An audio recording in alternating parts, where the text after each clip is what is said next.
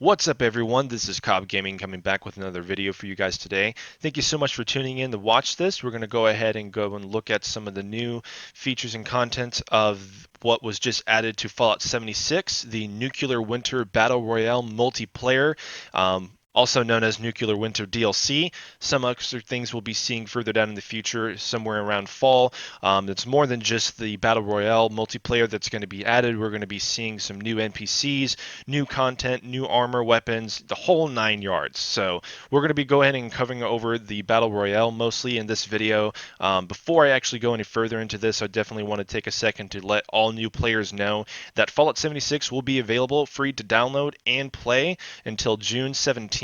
This new beta will be available too along with that until June 17th as well. However, I did hear new from some news that there will be a change in that, so there's some good things to look forward to that. So we might be seeing this around longer than June 17th. So go ahead and take a time to just enjoy this and take it all in.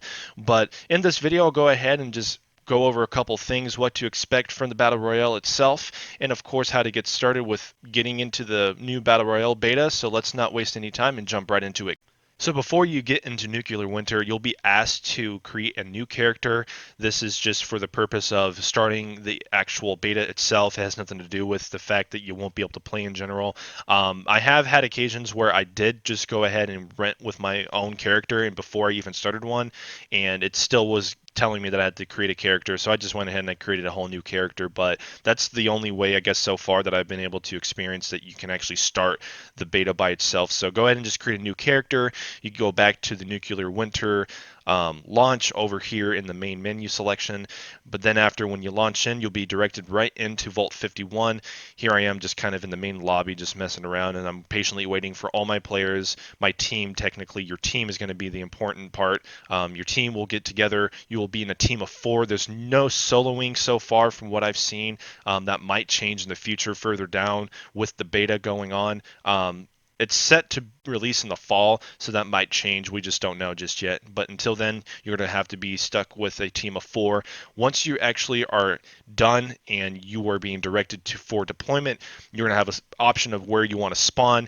Here, my team just decided to spawn over by Green Country Lodge. Definitely don't spawn away from your team. If you got a team that's set in a certain location that they want to spawn in, stick with that. You don't want to be away. If you're too far out, you're going to regret it because you'll get lost easily if you're fresh new to this. Prime example, that guy just decided to spawn all the way down there. I don't know why. I mean, if you're confident enough to keep yourself alive, I mean, hey, all power to you. Not going to say that you're wrong to do that. So once you spawn in, you're going to be invisible just for a couple of seconds here. As you can see, no one can really see you, and you can see on the top there, some of my players can't see me, and I can't see them at the moment. But of course, we're all in this together, and we're pretty much in the same area. Like I said, we just spawned over by the Green Country Lodge. So once you spawn in, you definitely want to start looking around. Try to grab as much weapons as you can. Don't overburden yourself with certain weapons. Certain weapons in this game just don't really do much damage. Believe it or not, your explosives are going to do a lot of damage. So your Molotovs and your grenades, keep those on hand. Those do quite a bit of damage. Anything that does a mass amount of area damage is going to really help you out in your team. So do go ahead and find yourself collecting those Molotovs and grenades. You're going to really thank me for that. I've experienced a lot of occasions where I've gone against other players in this, and one grenade usually just does it all. It's not going to knock out like the entire team, but I can guarantee you 1 or 2 of those players will be knocked out within that first throw. So definitely go ahead and keep your eyes open for those. You want to collect, of course, stim packs, those any extra chems. It's going to really benefit you and the team. So definitely keep your eyes open for that. And another thing to consider too when you're playing is make sure that you have your eyes open around you. Your surroundings are important. Again, this is survival. This battle royale is focused on playing as a team, and you're in this together. So definitely keep your eyes open, have everyone's back, and you should play this through just fine. I have had occasions where if you're not careful and you're not paying attention, you regret it pretty quick. Just because since these weapons again in the Battle Royale do a lot of damage, and believe it or not, laser rifles do quite a bit of damage to you. Even laser pistols by themselves will take people out within a couple of shots, and I'm saying like 2 or 3. I've experienced that. I've been shot by those weapons, and you pretty much go down pretty quickly. Now, of course, that can always be different based upon your defense. You know, if you don't have any armor, you're definitely going to be a sitting duck. So definitely keep your eyes open for armor too. Scout armor is going to probably be the best to find, aside from marine armor. If you can find scout armor when you're walking around, kind of exploring and scavenging, definitely take that and equip it because it does very well with defense against damage. But again, like I said, keeping your eyes open and keeping your team alive with yourself along with it is definitely going to go a long way.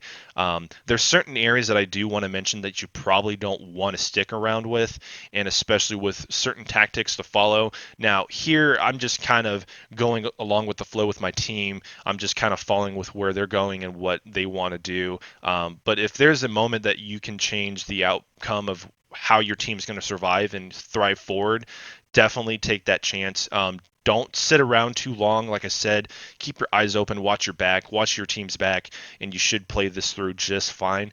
But of course, like I said, following a tactic and having a certain gameplay is definitely going to help you out, and of course, get your team to go further into those leaderboard stats. So definitely watch out and take a good chance to and kind of look around where you're going. There's certain areas though, like here for example, it's not too bad. There's really not a lot of coverage to go through, but definitely keep yourself inside. But don't stick in areas where, yeah, see right here, I was getting shot up pretty quick. If you don't pay attention, you'll find yourself getting tag teamed pretty quick. And like there, see that a grenade completely wiped me out. And actually, the three other guys that were with me, that one grenade, like I was explaining, it just did a lot of damage. But after when you're killed, you'll be directed over to the stat board and see where you've gone. And after that, if your team doesn't survive, team eliminated, and that's how the way things go. But you'll get your stats based upon your overall play. Survival's one of them. Being able to defend, all those type of things will take into account. But the goal of the game is to make sure that you start increasing your overseer rank by being the last team standing at the end of the match. So definitely try to thrive for that as much as you can. Just like I said, last team standing, you start winning, and then you start ranking over in overseer's ranking. But of course, once you start getting higher rankings in overseer, you're going to be able to actually grant a little access to some things into Vault 51, and that will eventually lead you to, of course, the overseer seat, and you're taking over Vault 51. But of course, we're going to go ahead and go over a couple more things with weapons. So for starters, right here, I'm using the crossbow. Now, the crossbow is pretty decent. It's not going to be the best overall. The reason why I'm going to start with this first is because, believe it or not, at close range, it does very well. I've seen people one-hit people with this weapon in particular. Now, that could be just because of the fact that you're not wearing armor or you just got to hit someone in the right spot. But definitely, as you see there, it didn't really land my shot where it needed to go, and I was pretty much just annihilated at first sight. So definitely, if you're going to use the crossbow, make sure that you're pretty well accurate with it. I mean, if you want to practice just in adventure mode and see how you can do pretty well with it, then just kind of go with that. But I probably wouldn't take your chances at practicing in, of course, nuclear winter. But moving forward from that, though, hunting rifles are a pretty good weapon too in the game. For those that love sniping, definitely use it. Definitely some good advantages as far as getting ground coverage and seeing where your enemies are going to be at. Um, Now, at certain ranges, depending on how far your opponent is, it sometimes you can get away with it one shot, but aim for the head. It goes without saying, just aim for the head. But as far as your body shots and all that, I mean, it does pretty good damage. If I were to literally put a estimated guess on how much you're probably outputting damage to, you're probably taking about a good 60, 30, 40, 50% of. I mean, those are like offset numbers, but we'll just put it at a fact that you can pretty much take some chunk of health from someone. Now, moving over to the 10 millimeter, as you see, I have this right here. The 10 millimeter is going to be pretty good as far as having a secondary weapon. Rate of fire is kind of important in the game too. I've noticed that if you're using an automatic rifle or any kind of automatic weapon, even though this is not an automatic pistol, it's just a semi-automatic, but anything with a good high rate of fire, definitely use, just because more bullets you land into your opponent, the quicker you kill them, and you're just kind of moving on from there. But another one too would be the assault rifle. Now, as far as assault rifles go, I mean they do pretty good damage. I probably wouldn't categorize them as the best to use. I would actually hand that over to the handmade. For those that are very familiar with Vault 76 and the handmade by itself, that's just pretty much one of the most sought after weapons in the game, and it's still one of the best automatic rifles to use, or just rifles in general, just because of its ability to um, land those shots very accurately and also using that 556 round. But definitely, I would hand it over to assault rifle. As far as kind of having something aside from the handmade, definitely use the handmade if you find it. I would greatly appreciate you guys using the handmade if it means for your guys' survival. Definitely use it. Another one would be the Gatling gun. Gatling guns actually freaking rip. They rip quite well. I've used the Gatling gun twice so far in the game, and I mean, you land 3 shots, it's game over. I highly suggest if you definitely want to be one of the members in your team that outputs high amount of damage, definitely stick with the Gatling gun. Um, 50 cals do pretty well too. Same with the minigun. I mean, of course, if we're talking about rate of fire, as I was explaining, having something with a high rate of fire is definitely going to be in your favor. That can be arguably, a competition between the two weapons, but I will have to hand it to Gatling guns just because of their ability to not only accurately land their shots, but just how devastating they are once you actually start landing the bullets onto those bodies. It's kind of game over at that point.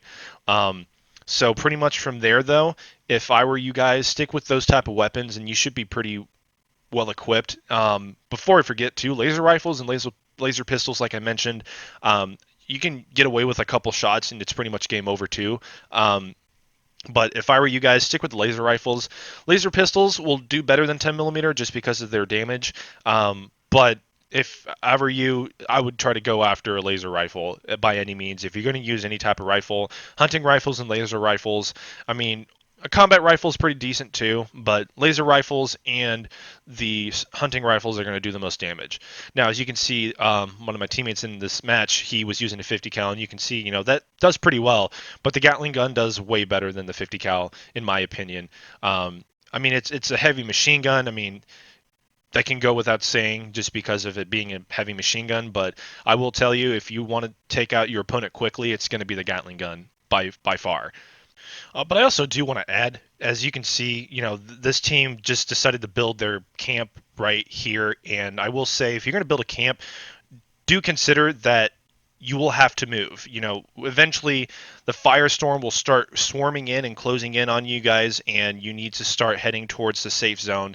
And if you're not in the safe zone, you're going to burn. So I mean, this isn't Fortnite, but I will say if you're going to build any camp, make sure it's maneuverable. Just don't make it stationary. Just don't go above and beyond. Just make sure you have something that's maneuverable.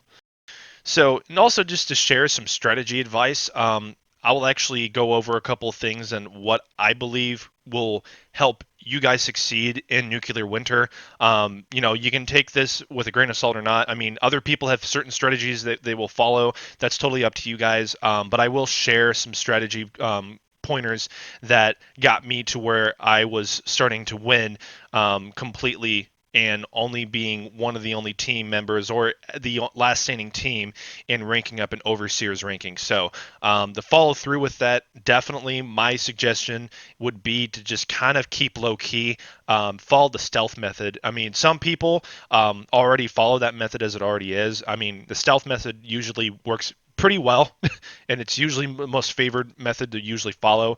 I mean, that kind of goes without saying. It's you're kind of keeping it low key and off the radar. But for some people, I've seen some teams that are successful and they just go all in and they just destroy everything in their path. And those guys that go through with that and succeed, you guys are freaking awesome, great playing, and continue on with that. And you guys should do pretty well with nuclear winter. But for me, I actually have these clips here that I'll be showing you now. I will let some of the audio kind of take over, but I will mention that some of the audio was distorted in a little way. I don't know what happened. I think something was off with my settings for with OBS just because something weird happened, but it was not really as loud as I was wanting it to be. And on top of that, I had some weird background noise that I don't remember where it was coming from. And if I can't even think of where it was starting to pick up on that. But anyways, so definitely just follow the stealth method. And the way that I kind of followed it with being able to succeed is trying to keep with your team, but also trying to keep away from all the action. Just kind of be the last team around. Don't make your enemy know where you're at. If your enemy knows where you're at, you're just kind of screwed. But of course, put up a fight and defend yourselves. But before I go any further with that and lose myself on track, here's an example of that fire kind of starting to follow you. So on the top right corner on the screen, you can see that the hazard icon is flashing with the bar that's completely filling up with red. That's the fire closing in on the team. Now you can see on the top right corner still too, that dot, you can start to see that dot moving forward up that bar. That little white square is going to be the safe zone. Once you see your team and yourself within that square on the top right corner of your screen, you're going to know that you're in the safe zone. So as long as you guys are keeping yourself within the safe zone, you should be fine. You shouldn't burn. But anyways, to get back to what I was explaining, so as you can see, we're just kind of keeping quiet. We're not really engaging into a lot of activity. We're just trying to kind of sit around, scout around and observe our environment and see where everyone's at. Like I said, you can't see the opposite team on the map, so it's just a matter of who's running into who at what time and at a particular moment. We actually lost one guy. I don't know what happened to him. I think he actually was shot down or actually, no, never mind. He was burnt with a Molotov.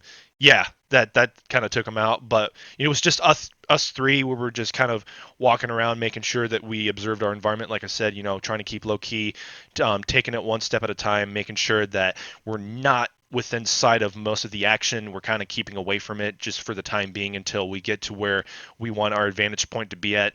And our vantage point ideally was to make sure that we were within a range where we could not only corner the enemy, but make sure that we were behind some good coverage to where if we were getting shot, one of us wouldn't be able to get down. But of course, that always can depend on who's using what type of weapon and who's pretty good with it. So in here, as I was kind of poking out, I did get smacked a little bit moving forward, but for a second there. Yep, you can see I was getting shot at. And what I did is I just basically moved back. Again, you can see I was behind good coverage. There was a lot of trees around me, some bushes too.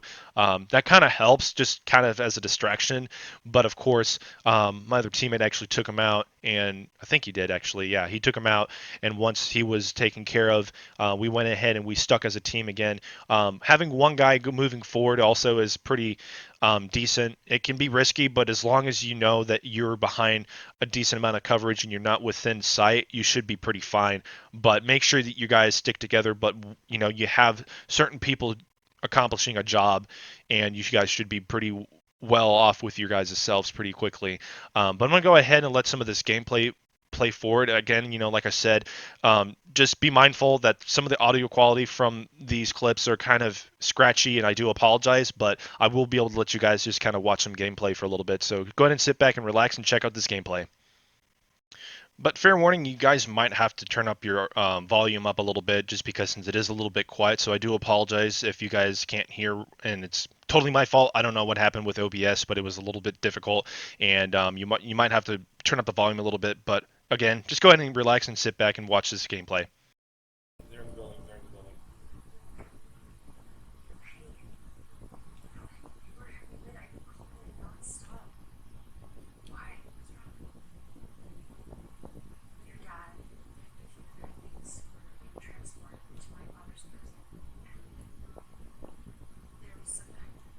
Was there anyone else in there? Was it just that guy?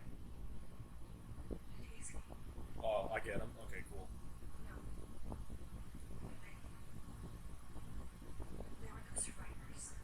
Okay, that's you.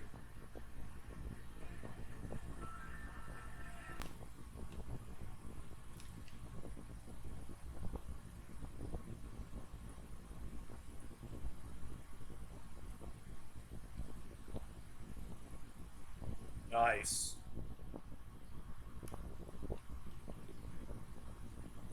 Oh god.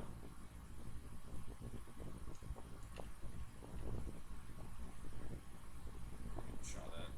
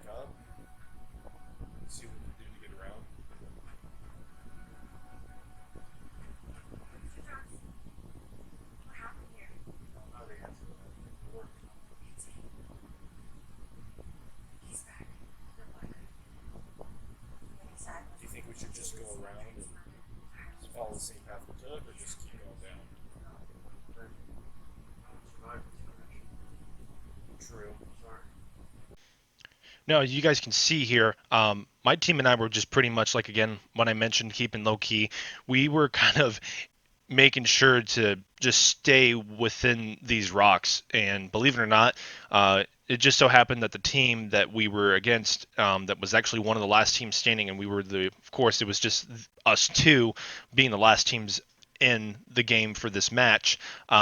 We were in the rocks, and we were trying to make sure that when we were in the rocks, we would only just kind of make ourselves visible in certain points to take out some of the other players. Now, as you can see, it works pretty well. All the coverage that we have really benefited us, and we were actually well equipped with where we were at. And here, this guy just had a bad day. I got him cornered, and just being able to make sure that we have good communication between the three of us. I told him, hey, that's where the last guy's at. I have him right in the center that I need him to be. I'm going to come around the corner, which is exactly what I do. But of course, you can see that I'm also very observative and making sure he's not poking out just yet, trying to land a couple more shots to take me out. So when I make myself around that corner, I find him at that spot that I want him to be, and when the time comes, he's done. And then game over. And that's usually how it's going to always go. And once you start finishing your matches like this, you guys should be able to see yourselves hitting that Overseer's rank higher than usual. And eventually, hopefully, you guys can show who is the new Overseer. Of course, that's the whole point and the objective of the game. So, really, just kind of follow that method, and you guys should be pretty lucky, in my opinion. I think it'll work out pretty well for you guys. So that wraps it up for this video. Thank you guys so much again for tuning in and watching this video. Hopefully this was pretty helpful and get you guys kind of a taste of what Nuclear Winter is supposed to be all about. And make sure, if you guys like this video, hit that like. If you guys want to see more future content coming from me, make sure to hit that subscribe button too. It means a whole lot to me. Thank you guys once again. This is Cobb Gaming. See you next time.